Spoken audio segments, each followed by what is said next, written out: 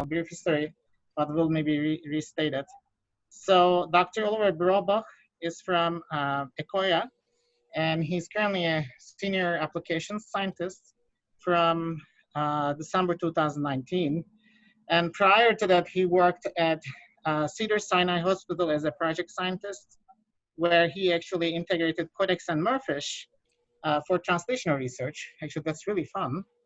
And then prior to that, he was a postdoc at a couple of different institutes in Seoul, South Korea, and Yale, right?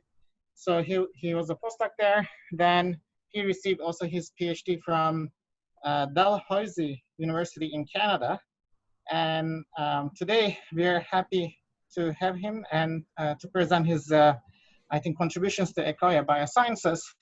And Ekoya also, since I'm from Gary Nolan's lab, it's very special for me too, because it's a birth of a new technology from the lab and then going into the market. It's really exciting to see this. And yeah, with this, without further ado, I think I'll turn to Oliver, please. Okay, Ahmet, thank you. I'm Rong. Thank you for inviting us here. We're happy to be here, and I will share my monitor. Let me just see if this all works before I say too much. Okay, can you see my monitor, everyone? I'll make this go away. Yes. Okay, Yes. so we're good.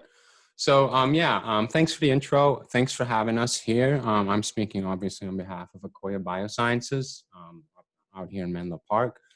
And I'm going to talk to you today about the CODEX technology. And I recognize that most of you in here are scientists. So I'm going to talk to you as a scientist who joined this company after working with this device. So essentially, I'm going to be talking to you about the things that I like about CODEX. And just to give you some transparency on my background, who I am, I spent 15 years, 16 years between PhD and postdoc doing optical imaging, doing immunohistochemistry, doing fish, doing life imaging. But my career has always involved microscopy, and spatial biology. Back in the day, 2 antibodies were great, 3 were better, but obviously today, this has all changed. So that kind of brings me full circle back to where I am today. So when we talk about spatial biology, so this is a spatial omics forum, I recognize that, but we at Ekoya, we say spatial biology. I think it's obvious, but it always needs to be said that spatial biology requires ample biomarkers. And what you can see here is a piece of breast cancer tissue, and I'll be talking about this tissue a fair bit today. But by ample biomarkers, you can see one thing, and what you see here is a tissue with 7 antibodies on it. Here you have the same tissue with another 5 antibodies on it. Again, 5 more antibodies, more stories to tell, more biology to see. There's a lot going on here, but we're always looking at the exact same tissue. So for someone who's worked with low-plex imaging for most of their life, having the ability to see this many antibodies, to see this many targets in a single tissue is incredible to me. And CODEX can resolve 56 protein targets as far as we know right now. So for those of you who attend this forum regularly, you probably saw Christian Schurz talk about this. His latest publication showed just that. They labeled colon cancer with 56 antibodies. I will show you in a bit. We have 40 available commercially. So if you get the commercial version of CODEX right now, there are 40, and there's enough reagent, I guess, available to do 40 antibodies. So spatial biology requires ample biomarkers. CODEX can do up to 56 at the moment. What we also think, or what I personally think as someone who's worked in microscopy a lot, is spatial biology should be inclusive. I think this is really, really important point. So again, what you see here, this is the same tissue I just spoke about. It's a piece of breast cancer tissue. And it's a rather large slab. So it's 2 millimeters from bottom to top, 3.6 millimeters from left to right. And you can see here DAPI, every single cell. What you see on the bottom left here is a t-SNE plot. So these are clustered data that we got out of this experiment, this CODEX experiment, where every single cell is accounted for. So you can see every little dot here is one of the cells on this image. So CODEX, I think one of the really, really big advantages of this system is it has true single cell resolution, and it is unrestricted tissue access. I mean, microscopy is a century-old technology. It's been around for a long time. It's been tried and tested in so many tissues, and it performs extremely well. We have really just tweaked a small aspect of microscopy in general, but we're carrying away some of the most exciting things about it, and that is single-cell resolution and unrestricted access to tissue. Because of that, and I think if you combine these factors, you come to the point where you say, well, spatial biology literally is every cell. Every cell in a tissue matters. This is what we are saying in spatial biology today. All of us are saying that. So it's really important that you can do an experiment like this one. You can see that here. This is a Voronoi map of the same breast cancer tissue that I just talked about. And every one of these little colored fields is a single cell or something that was identified by our segmenter. It has a color, which is a phenotype, it has a position. All of this is once again cataloged in this t-SNE plot. So every cell is accounted for. And so I think these are three really important messages about that convinced me, for example, to join Akoya Biosciences. I think these are fundamental aspects that really you want to meet at some point in your discovery or in your spatial biology work. So I'm going to dwell on this theme a little bit today because I think some of our most exciting data relate closely to this. And I'll say here for full disclosure, we'll be presenting internal data. So it's something new to see, and we'll let our users present their own data in the form of publications and forums. So quick overview for those of you who don't know the CODEX technology, just a very brief run through on how this works. So this is, the CODEX technology is essentially a microfluidic handling device. It's this little white and blue box. It allows you to essentially apply and remove reagents that are required for ultraplex immunohistochemistry. I'll explain that in a second. But what's nice about this, it has a really small footprint. It's about the size of a printer, and it connects seamlessly with epifluorescence microscope systems. So you can see here, this is a Keyence automated imager. There's a little stage here. It's connected via tubings to the CODEX machine. So this goes on your benchtop. It has a low CapEx, and as such, I think it's a great little tool. In my mind, every lab should have that. How does the experiment work? So for those of you who really don't know CODEX, CODEX is ultra-high plex immunohistochemistry. So that will put us in the bucket of spatial proteomics. So we are staining proteins. That's what we are looking at. What you do is you have an antibody panel. So if it's a commercial panel, you are doing 40 antibodies, up to 40 antibodies at a time. They have an oligo sequence, an oligo tag.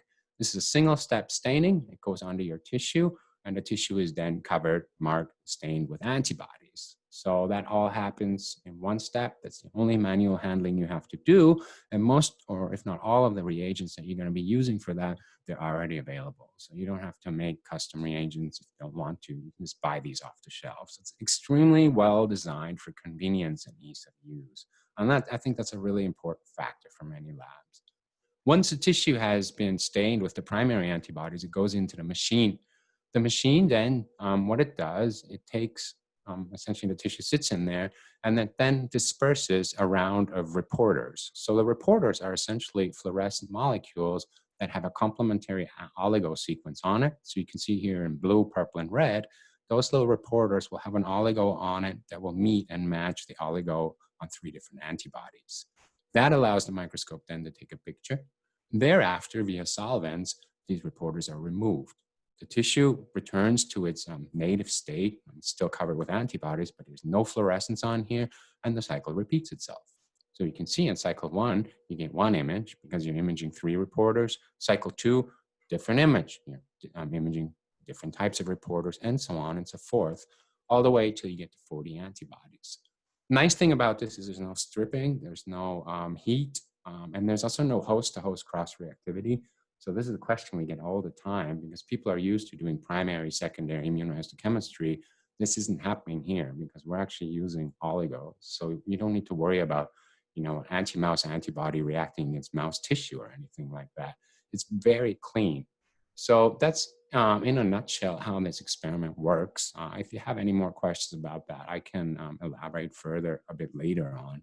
But I want to talk to you about now a little bit about data and where I see where the system can go and what you can do that. And I'm going to talk about an experiment which we did internally and an analysis in which we detect a rare cell type in a stage 2 ductal adenocarcinoma. So that's a type of breast cancer. And I think this is a great example of inclusive spatial biology. So really, you're faced with a tissue. So I'm a neuroscientist, and when I joined Akoya, they gave me data about a breast cancer. And I'm like, oh, wow, there's so much to learn here. So this was my essentially first discovery that I made with CODEX since I've been at Akoya. And I still think it is the most exciting one because it just goes all the way from someone not knowing what they're looking at to recognizing that the smallest detail matters. And that's what I'll try to get over to you now. So the reason why we worked with breast tissues in the past and still are is because breast tissues, obviously, breast cancer has a huge incidence, very troubling problem anywhere. It's a global problem. And one of the things is that it's rather complicated in terms of epithelial composition. So you have a lot of epithelia that are secreting milk, you have other epithelia that are collecting this, and they are regenerating. And this is actually a really ideal scenario, apparently, for cancer etiology. But people don't know where this happens, people don't know what happens. And the only thing we have at the moment is a single cell atlas that's available, but that's not molecularly based, single cell RNA-seq. So there's an effort to map out breast tissues and understand spatial biology of this tissue, hopefully to lead towards better understanding and resolution of cancers associated with breast tissue. So what's happening now and what we're contributing with and actively collaborating at the moment is we're doing a single cell spatial atlas that's being pursued with the CODEX technology. And you can see here, this is again, this is from the same tissue I showed you all along, but different antibodies, different color schemes. This is what breast tissue looks like. Here you have these so-called secretory epithelia. This is where milk will be produced. In other words, this here is another type of epithelia. That's probably a collecting duct. That's a more rigid tube that would be more of a pipe where the fluids flow through, the milk flow through. But the diversity of these epithelia is really what counts. And you can see here with CODEX, we started to break down the diversity. Again, this is a t-SNE plot, and we imaged this tissue with 36 antibodies. You can see that here. And then we broke it down into its individual components. And you can see on this image, for example, a little bit of a preview of it. So in purple, you have a luminal epithelium, and then you have myoepithelial cells, basal epithelia in orange and red. And you can already recognize a few patterns. One is there's some very abundant things, obviously in purple. Those are your lobules and luminal epithelia. And then you have much more rarer occurring tissues. Those will be your basal and special luminal cells that I will talk about. So we went off and we studied this tissue. We made a 36 antibody panel for this. So you can see this antibody panel. First thing I want to point out, I indicated here in red antibodies. There's a couple of them. And there are a lot of antibodies also that are in black color. So when you design a CODEX experiment, we have a catalog of antibodies available. And when you work, for example, on immuno-oncology, you're going to find that our catalog meets your needs very well. And there's a lot of inventoried antibodies. So you can literally buy these off the shelf, put your tissue, those antibodies in the machine, and it should work for you. In this case, breast cancer is not something that was really or is still our main research specialty, although we're getting much more interested in it. What we need to do is we actually buy these antibodies elsewhere. Like, you get these antibodies from a supplier that you know and you trust, and then you conjugate them with our reagents to make them compatible with CODEX. So for a first user or someone who's never used the system, be aware that you can buy antibodies off the shelf, works for your system, or you can actually use whatever antibody you're familiar with, conjugate it to our oligos, and then use it for the experiment. And you can see in this experiment, it's mostly black, so mostly of the antibodies are actually custom. So what happens in our experiment after you label a tissue with 36 antibodies, which is what we did, we segment every cell.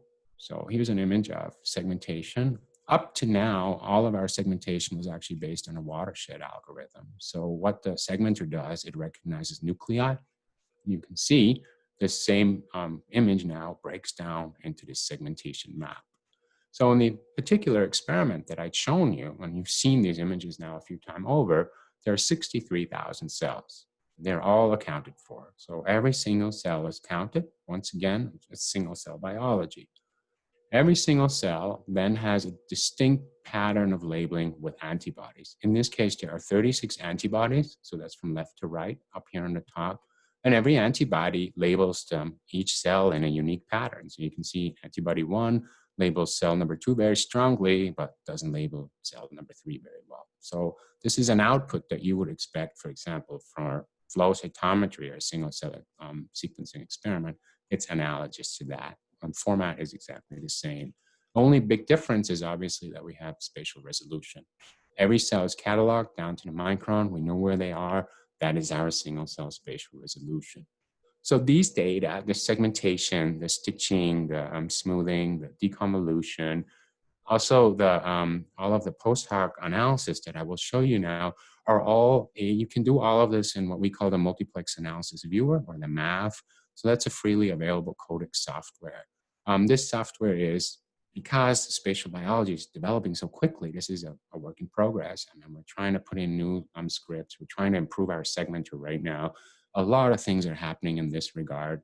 But what I do really want to emphasize is the strength of this is, I'm not by design or by training a bioinformatician, but since I've been using this software, I can gate, I can cluster, I can make t-SNE visualizations, I can analyze data on a level that previously I thought was reserved to bioinformaticians.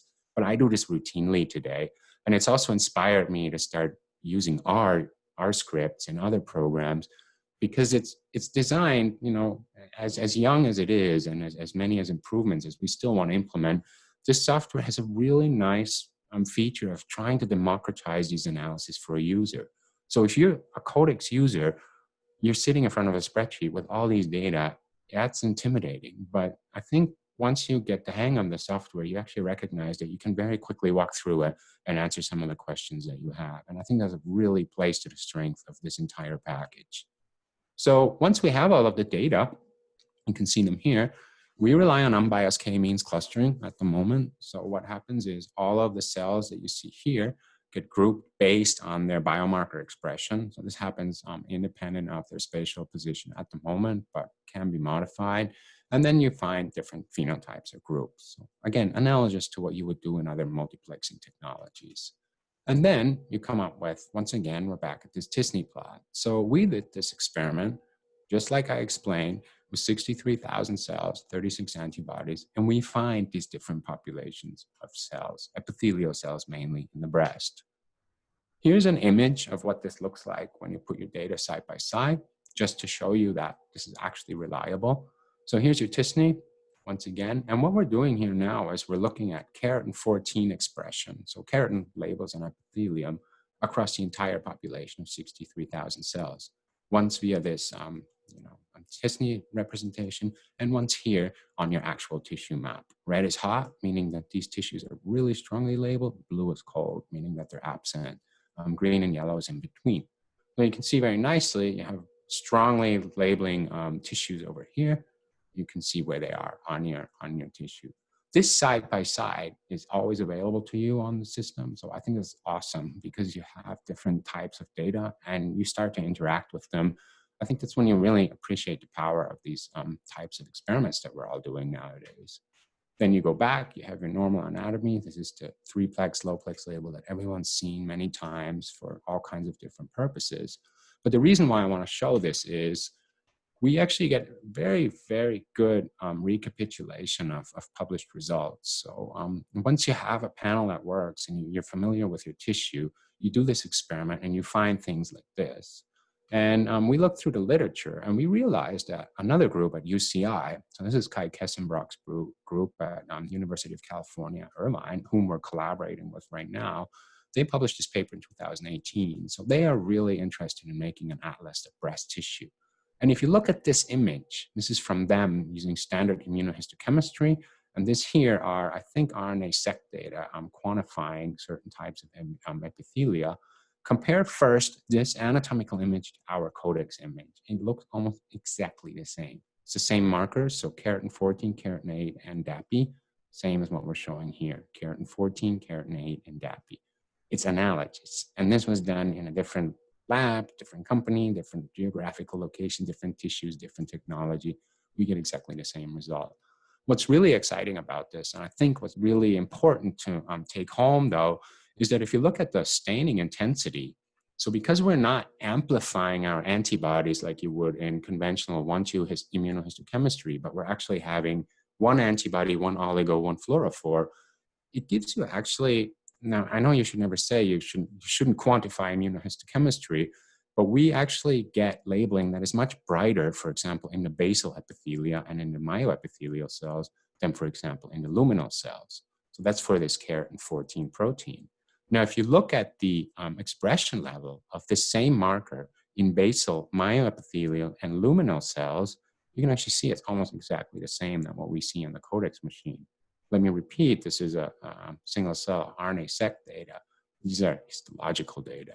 So why you shouldn't make that interference, or you shouldn't quantify things with immunohistochemistry, and I'm very much aware of that and sensitive to that, it does speak to the reliability of this experiment when you have a nicely designed panel, tissue you know, and you got a handle on the experiment. So that's very nice to know this, because we're going to go back full circle now and talk about why it's important to reliably capture a range of biomarker expressions. So that's really, really fundamental, I think, to any of these technologies, because once again, most of the algorithms that we're using today depend exactly on that.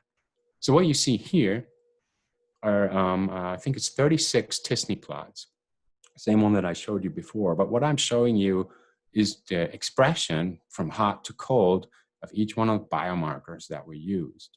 And you recognize that we are using these intensity or these expression levels to categorize and to phenotype our cells.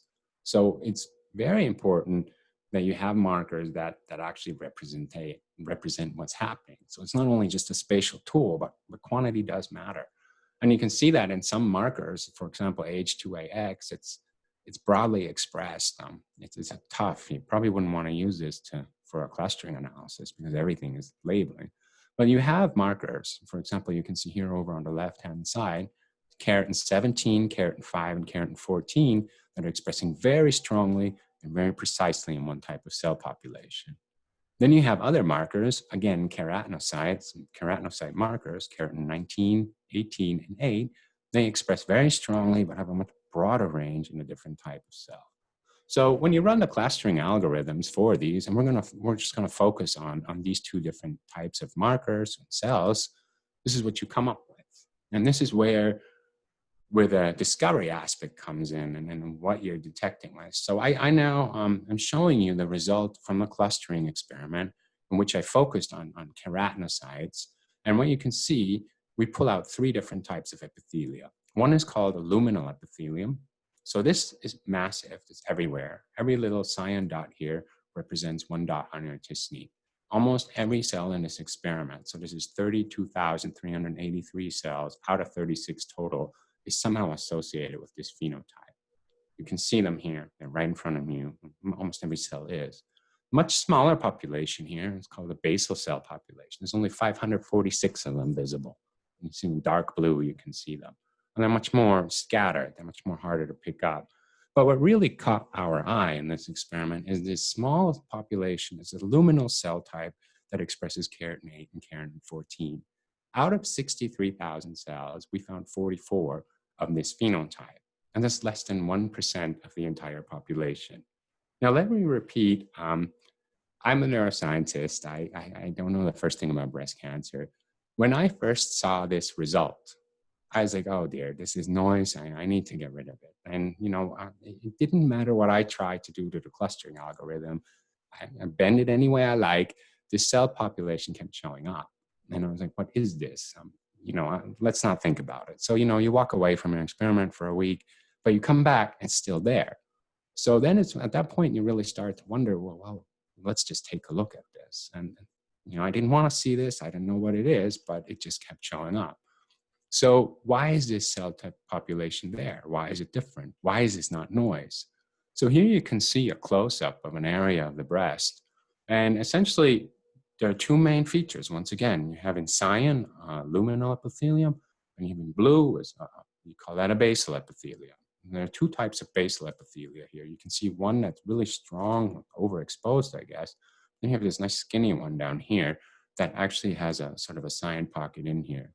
So if you just go through now and really look at a heat map of the marker expressions in these different types of epithelia, so these are clustered phenotypes, and these are all of the antibodies that you're labeling with, you go through and you essentially manually visually confirm patterns that are here.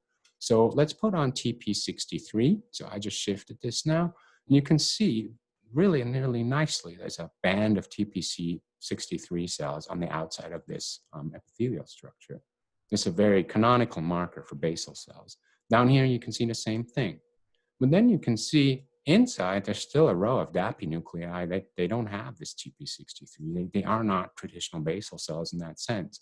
Contrast this to this structure here. You actually have another row of them in here, but these are clearly associated with keratin A. These guys are not, or only partially. So this is where you go, and you really exploit the idea of having both single cell resolution and many markers. You can see, right, for example, I just turned on beta-catenin. Oh, wow, this cell is actually labeling really nicely with beta-catenin, but none of the others on here are. So these cells really are unique. They're here.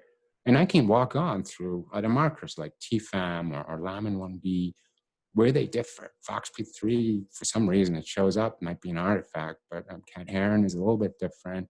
You just go on, and eventually you're convinced, even as an old school morphologist like myself, wow, these cells, these are different. So 0.0% of this entire cell population suddenly made me aware of these cells. So I started reading, and I came up, and this is how we ended up collaborating actually with Kai at UCI, that these cells had been described in 2018. You can see this orange thing here. This is actually exactly the same thing that we're seeing. Mind me, this description here is done in normal breast, and was the first time anybody had ever seen this cell type in normal tissue, actually in human tissue. This is done in stage 2 adenocarcinomas. So this is actually the first time anybody's ever seen these cells in breast cancer. So it might be meaningless to a lot of people, or it might not sound like a lot, but to us, this is huge because A, we never intended to make this discovery. There was no plan to do that. B, someone did it who's not specifically, trained in this tissue area. And C, here it is. We're talking about these cells now. We've added to a discovery path of someone else who's actively working in that field. So I think that really demonstrates the power of the CODEX system.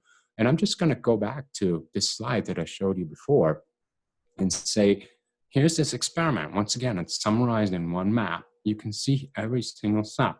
Every cell has been phenotyped. We put on 36 antibodies. Imagine what you can see when you put on 100 antibodies, or if you run it again with another 36 antibodies. There has to be something else in here that we don't know about it. And that, I think, is really what I mean by inclusive. It's discovering something that, A, you didn't know was there, or maybe you're looking for it, and then it's actually even an easier tool. So look at it this way. Now I'm only showing the cells that we had counted, the rare cells that these 44 cells that are keratin 4 and 18 positive. You can see on a t-SNE plot, this tiny little orange appendage here. You can see in your tissue, sometimes there's literally 4 cells next to each other, and then it goes on for many, many microns with something else. Would we have paid attention to this in any other way? I ask myself that very often. I don't think we would have. And I think that is the crux of spatial biology. We need to be able to be all-inclusive, see everything, and then we can really start to understand what a tissue does. So to give you some perspective on this breast cancer work, we're actually moving full steam ahead right now. This is just a small fraction of a much larger sample that we scanned, but we're using a modified version of this panel to aid efforts in making a single cell breast tissue atlas. So you can see some of the markers that I talked about, the keratins, TP63, and we're mapping out different epithelia where are these epithelia? You know, why is this purple or this blue and red one different than that one? So many questions to be asked, and it's super exciting.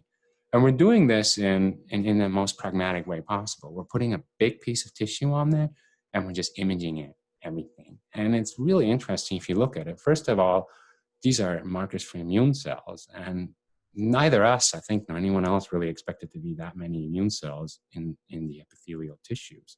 But we're also imaging adipocytes. This is all fat, this black area. It's undoctored, it's out of focus here. I have no shame in showing this. These data are beautiful.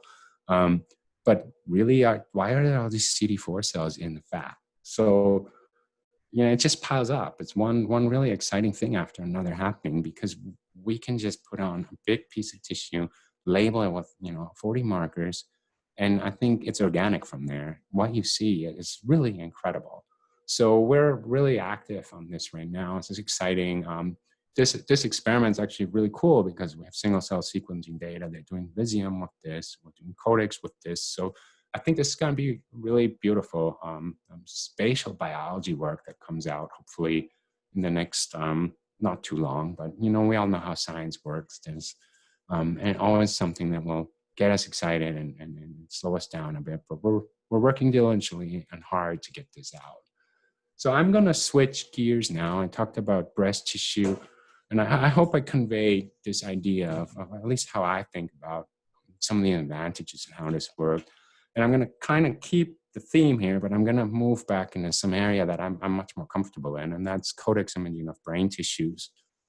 So internally, and we have some collaborators that have been exploring the idea of using CODEX for brain tissue imaging. The great hesitation that everyone has is A, it's never been tried. B, brains are autofluorescent. So it's been slow to catch on. Coming from neuroscience, that was, you know, I think this is an incredible tool for research in neuroscience. Whether or not we're going to go with this officially and we're going to really build on this, that's up to be seen. Probably we're going to follow the scientists' lead.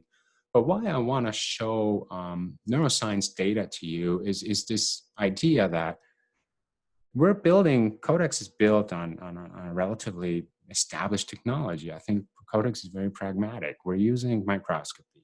We didn't invent a microscope. The microscope's been around for a long time, and it does a really, really good job at looking at small things. It captures nuance. And we're just enabling many more antibodies on here. And I think that gives this system a type of flexibility that I think might be unparalleled. I don't know. But at the moment, I'm really, really excited to see what CODEX can do in the brain. So let me show you some early data here. So this is a human cortex, FFPE fixed. So expected to have really, really bad background fluorescence. But we stained this with 22 antibodies. And you can see, 6 of them here. Big piece of tissue, so 5.2 millimeters by 7. And I'm only showing you 6 antibodies, but I think that's enough for you to appreciate that, oh, wow, it actually does work quite nicely. So we didn't do any quenching here. We did a simple digital background subtraction. This is, again, something that our MAF system, our multiplex analysis viewer can do. And then you can see really nicely sort of the stratified layered organization of the brain. So in red, you have neurons.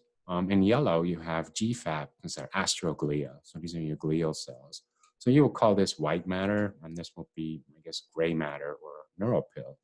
Blue, you have synaptophysin. I'll be talking about that in just a second. And then in magenta, cyan, you have vasculature. So we do a great job with the vasculature, obviously, because we stain it in other preparations. We have really nice antibodies for it.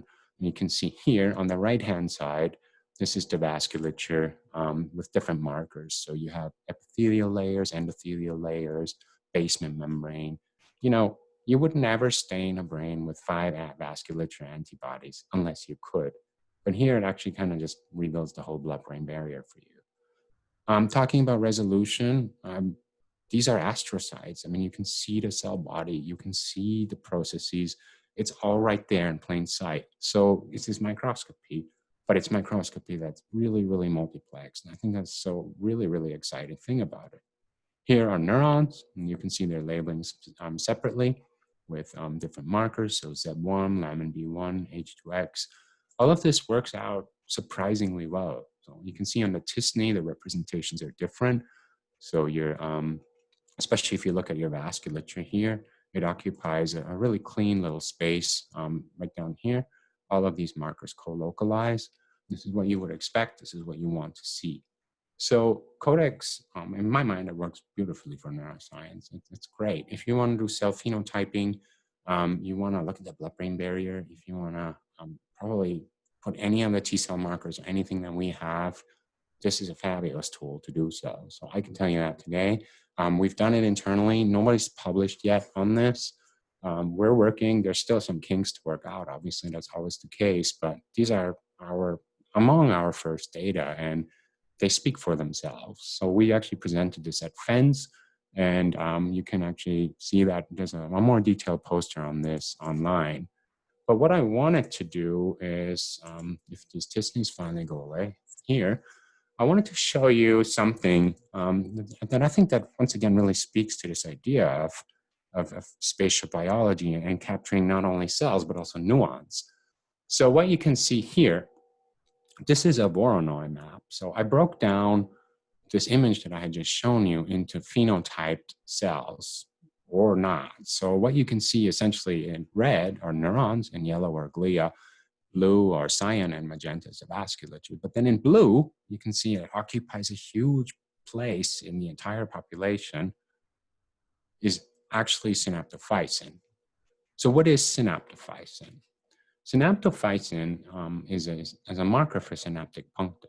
So this is a subcellular structure.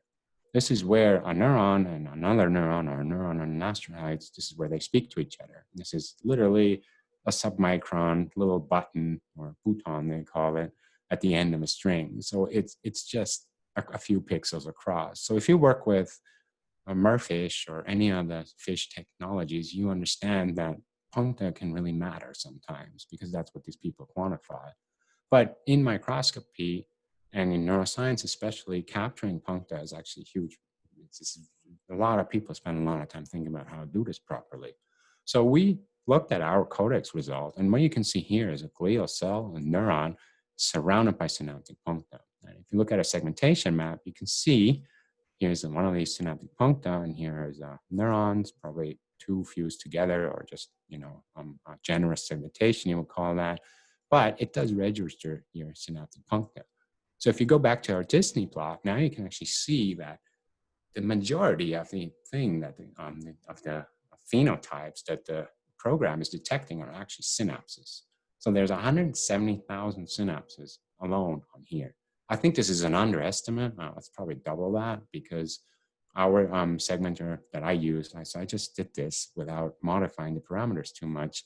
It's designed to see cells. So, but the point is that you can actually, without further ado, you can go ahead with this system, and you can't just count and quantify immune cells or something, but you can go all the way to a new organ, and you can look at synaptic puncta. I think that is really, really exciting, because now you can go in as a neuroscientist and you can say, oh, wow, this means I can put 40 antibodies on my brain slice, and I can look at 250,000 synapses in a single shot. I can actually start to quantify these on a large scale and categorize these. And that, I think that's music to a neuroscientist's ears. That's amazing. So you can see an early attempt of mine of this. So what I did here is I clustered out all of these puncta, so all of these red, strongly expressing synaptophysin regions, and I asked to see whether or not they co-localize or if they overlap with neuronal markers. So this is new, so it'd be really close to neuronal soma. If it does so, you would think, okay, so that's a synapse that goes directly onto the cell body. That's what every red dot on here supposedly is. You do the same for glial cells. Does it go on the cell body of the glia? You see that in yellow. Or does it go on the glial process, which is the fiber going away from glia? This is really, really functionally could be very important for neuroscience. But most excitingly, as you can actually start to co-localize synaptophysin with markers like alpha-synuclein. So alpha-synuclein is a very important marker, for example, in Parkinson's disease. I think it's overexpressed in most of the animal models, and it certainly plays a critical role in the etiology of this disease. So if you can go through and you can actually on a large scale now map out where these synapses are, where the synuclein protein is in an animal that is treated versus not, or a human patient for all that matter, this suddenly becomes very, very powerful, because you're not just talking about phenotyping different cell types. You can actually now look at, we can look at, pathology in synaptic layers. And that has thus far always been a very, very tedious process. I know people who spend their careers counting synapses manually on confocal reconstructions. So they can count 3 synapses in a week. I've just shown you 300,000, and this is literally an afternoon of work. So this kind of large scale, highly multiplex biology with good resolution, I think this is very disruptive, and it has a lot of potential. And I think this is exactly what spatial biology is. There are so many exciting things going on, so many small developments, just like this one, that literally, it's our job. And this forum is great here. We need to communicate this stuff, because I'm sure people are going to see this. It's like, oh, wow, this is really great. And I think this is where technology, good technology, and I think that's true for CODEX for sure. And it's true for I think that's true for spatial biology in general. It changes the way we as scientists think. I have to tell you, I refused to count synapses my entire life as a neuroscientist because I thought it was too tedious. But now I can't wait to see the next sample, because I just really want to know whether or not that Parkinsonian brain has more of this protein than not, because I can do it now. And I can do it now in a way that's actually, it's easy to do. And I can actually quantify this, and I can do it on a large scale. Previously, I didn't know how. I had no idea. But now I'm like, oh, wow. So maybe I should just do what this is showing me. So that's what I wanted to tell you about the way we're thinking, or I'm thinking about CODEX. So just to recap quickly, I think it's really important. And when we talk about spatial biology or spatial omics, we're looking at every little cell. But we're also looking at nuance, be that synaptic puncta in the brain, or I guess be that expression of mRNAs. That's what other people would say. This has to be comprehensive, and as comprehensive as possible. And CODEX, I think, is for the spatial proteomics aspect, is a very, very good tool for that. And then lastly, spatial biology is in every tissue. I mean, really, every part of the body or of animal models has some requirement or necessity for spatial biology, because it is. So what you can see here is an incomplete summary of where CODEX is being used today. So I talked about the brain in human, but we're also doing mouse work. I talked about the breast. It's a human FFPE. There's organoids coming in now, but there's work on spleen. That was obviously the very early CODEX work that's been done. We worked on blood, so this is actually not even spatial biology, but we did highly multiplexed imaging of PBMCs immobilized on a cover slip. There's work in kidney, gut. This is pretty active area. Skin, very active. We've seen many lungs come through. And of course, cancer, melanoma, different types of cancer. So this is the space that, incomplete map of the space that where we're at right now. But all that taken together, I think that it's great, fantastic time to be in this field. I think CODEX is a fantastic product it's a very pragmatic solution to many of the questions that we have in spatial proteomics. So if anyone has any more questions, please contact us. Contact us at our website or through this forum. Probably track me down if you like. It's really great to be talking to you all. And I'm just going to put on a pretty picture for when someone has a question. I like this image, and we all do that now, just to show you that, you can image many things in one run. And essentially what this is a TMA. So it's multiple tissue cores put on a single cover slip, 50 of them. I think only 46 are shown because there were some that were shredded. But it just shows you that, you can't just make a little discovery in one big piece of tissue. You can actually really interrogate. So this is 50 different samples on a single run, on a single cover slip. there's so many things going on here, and it's really, really, really exciting.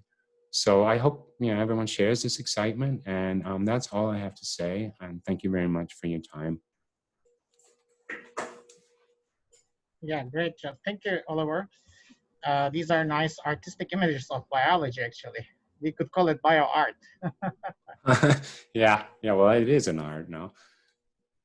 So I think if you have questions, please feel free to unmute yourself and ask to make this more interactive.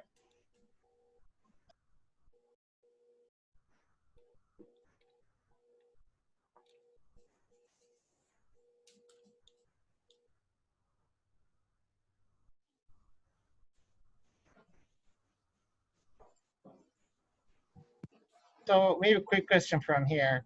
Do you see any obvious differences between FFPE tissues versus fresh tissues? So I think on an overall scale, they both work really well. FFP tissue evidently is a little bit more procedurally involved because you have to unmask. I think that honestly, I think our FFP works really well. That's very, very nice. But that's also because we were very focused on FFP for the last couple of months. But both of them work very well. I think we're really, really excited how well it performs in FFPE, but I won't say anything against fresh frozen because it works outstanding as well. So this, what you see right here, this is FFPE. So we've worked with archived tissues from FFPE, from biobanks. These tissues are sometimes laying around for 2, 3, 4 years. And that's the great thing about FFPE. It's a library of tissue, and the CODEX seems to do just fine with it. So no qualms with either one. Great. Oh, hi, Oliver. This is Ron. So I have actually several questions, I think, more about the science, I think. When I look at your, I think the T-SNP plot showing the blood vasculature, and it seems like the two very distant clusters rather than they're all clustered together. And do you know what are those kind of two major group of cells you see in the blood vasculature? I believe that's brain. This is the breast cancer? I believe that's the brain tissue imaging. Here? That's right. Yeah, you can Next see slide. CD34.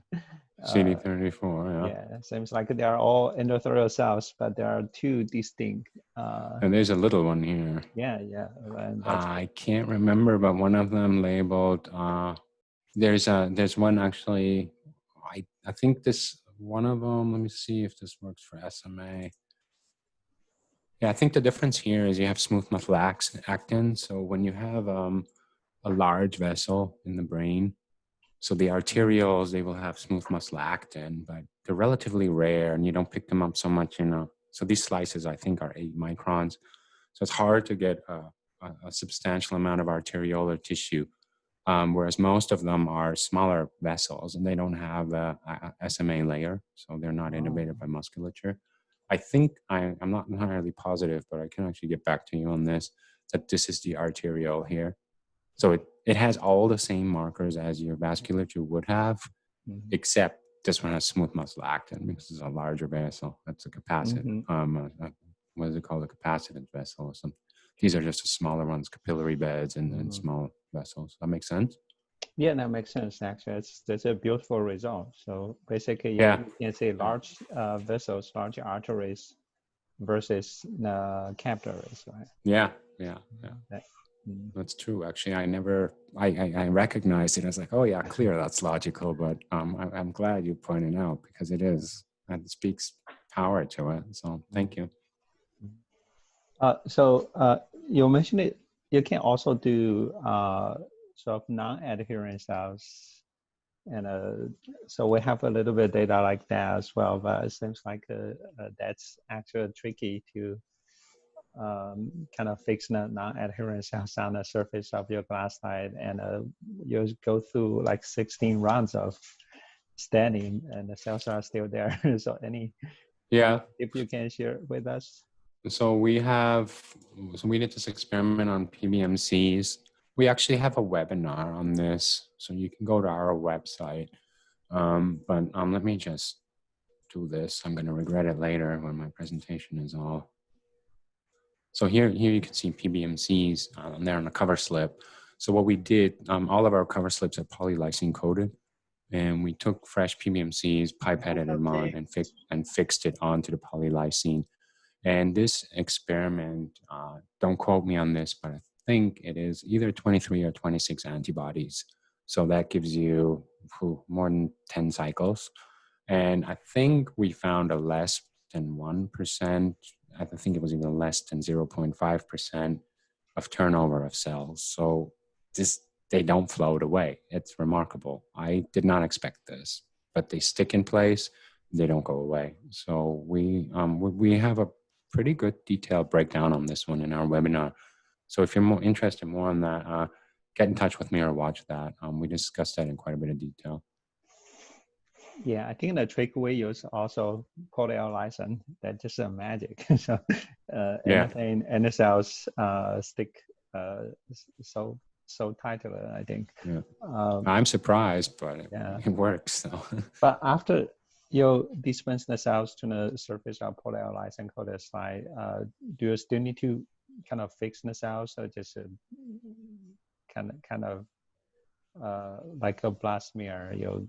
You dispense the cells and go ahead and do staining. So you mean spread them out properly?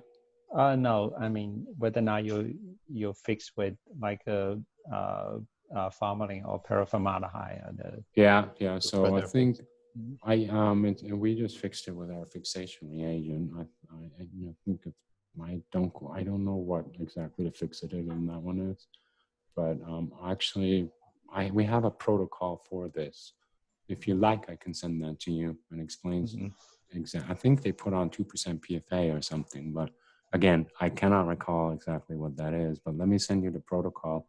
You can try to do that. It's available on our for sharing. Great, thanks. Sure. Cool. And maybe another question would be that for making soundness of the subtype of, let's say, breast, right? Biology of breast. Do you think the spatial biology will help further subtyping? Like, do you have any observations around it? For the what? What was for the first breast one? cancer subtyping, like there's ER positive, right? Triple negative. So those kind of stuff will be still same, or do you think spatial biology will be able to help redefine some of these? Yeah, here. I think that's a good question. So you mean essentially, question is, will spatial biology find new cells that we haven't seen yet in single cell sequencing, for example? For instance, yeah, the Perez paper in Nature years ago at Stanford defined this, right? So, but how about the spatial biology? I think that could be an actual field question overall. I think that's a great question. Well, so that obviously this is a philosophical question, right? It's Friday afternoon, so let me engage. I've been trained to think of spatial biology as a technology that confirms single cell sequencing. So when you really want to find something, molecular sequencing is still the way to go for finding cell types. And having the spatial biology is then the confirmation or the localization of these technologies. However, at the rapid pace that spatial biology is moving right now, especially the RNA side of things, I'm not going to say no, because who knows? I don't think today, spatial proteomics, I don't think so. We still don't have any technology that labels enough or plentiful enough, meaning that we have enough biomarkers. That's the bottleneck. But if we resolve that, sure, why not? I don't know, but I never say never in science. And someone's going to figure it out someday long after I'm retired and I move to Alaska. So possible. Don't know. But I think that's a really good question, though. Nobody ever asked me that. Sounds cool. And any other questions?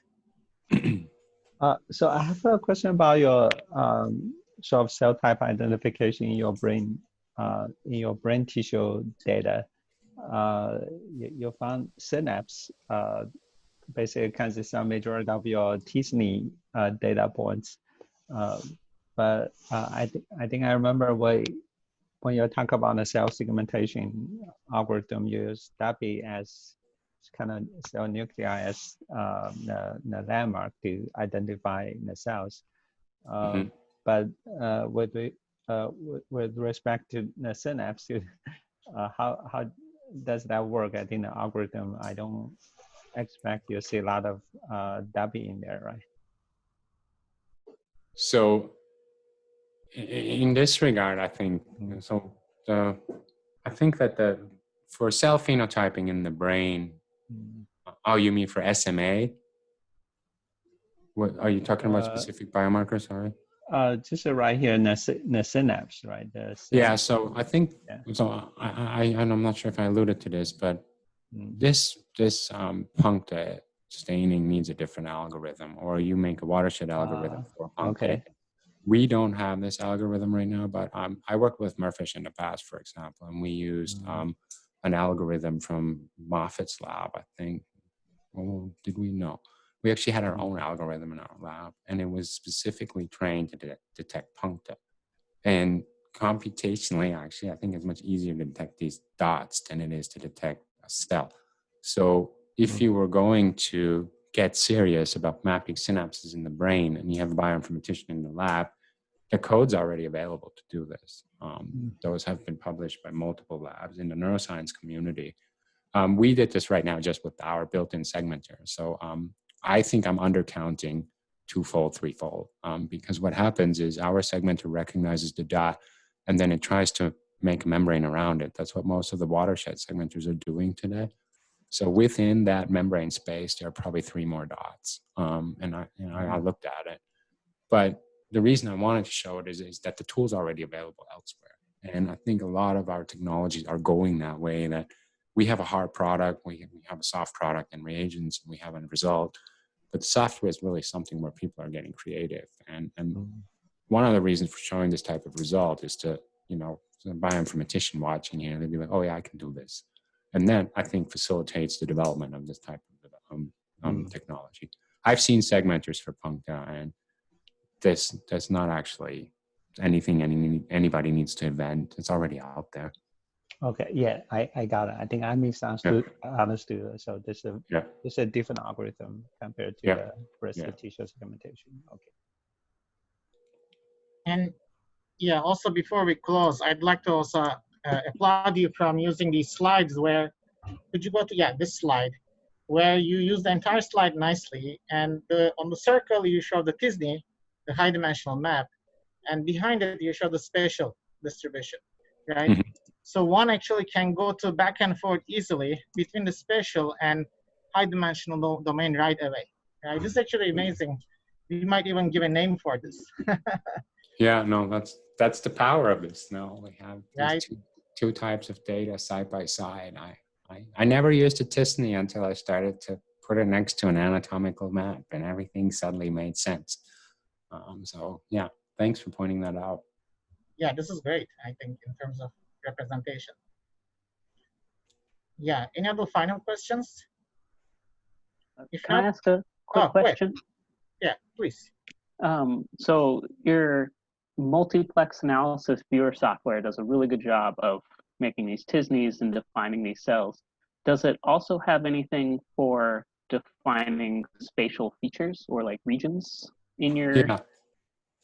Yeah, that's a great question. And I have a tendency to get so excited about phenotyping that I don't talk about spatial analysis tools. But we have built in, say, nearest neighbor approximation. We have, so you can essentially measure, what it will do is it will approximate, for example, if all these red cells are closer to each other or to this blood vessel than, say, these yellow cells. So that's in there, that's built in. And you can control it, like you can control the radius of how large your spatial interaction should be. We have, we've implemented what's called a circus plot. So that's essentially in some sense, also a reduced dimensionality view of spatial interactions. So it will show you by means of a very attractive graphic, actually, which cells are most connected to one another, like close to each other, and which ones are not. So we have a whole bunch of these tools, actually, that are in our software, built in and ready to go. Just did not mention them yet.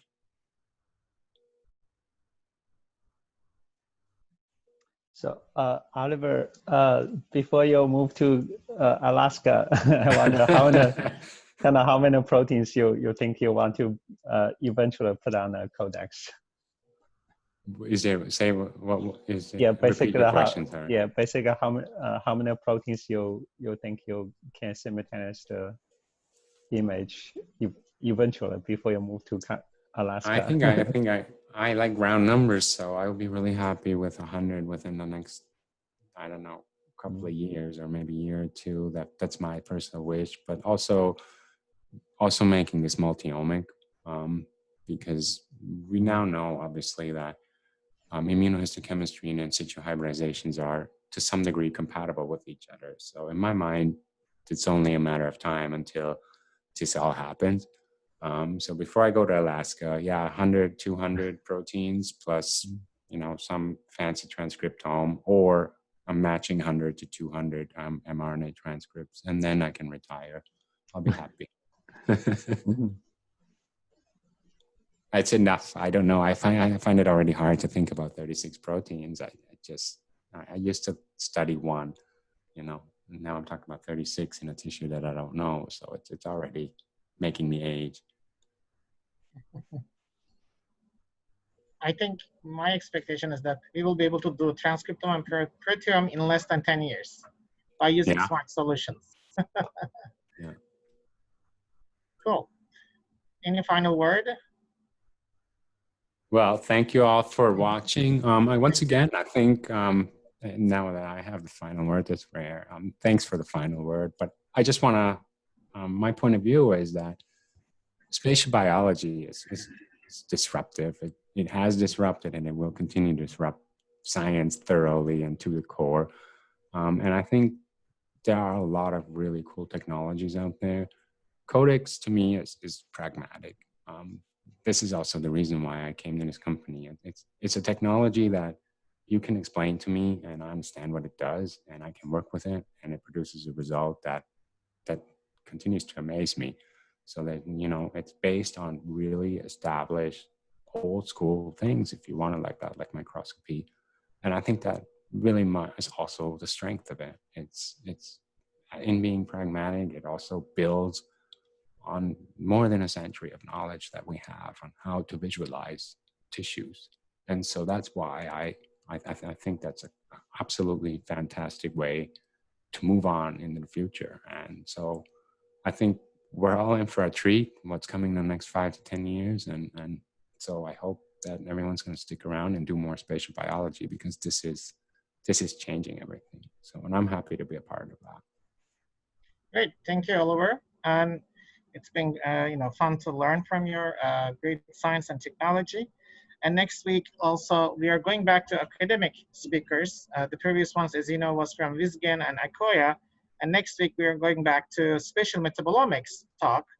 And the speaker will be Teodore Alexandro from EMBL Europe. And he's going to be talking about spatial metabolomics in tissues and single cells. If you check his website, you can actually see even a person where spatially the microbes are decorated on a single person, right? Not even single cell level. So actually he has these scales of metabolic images from cells all the way to humans. So we look forward to hearing his talk. And with this, I think we'll conclude today. Do you have any other words, Rong? No, I think I look forward to seeing everyone next Friday. See you guys. Have a nice weekend. Thank you. Have a good weekend. Thanks all.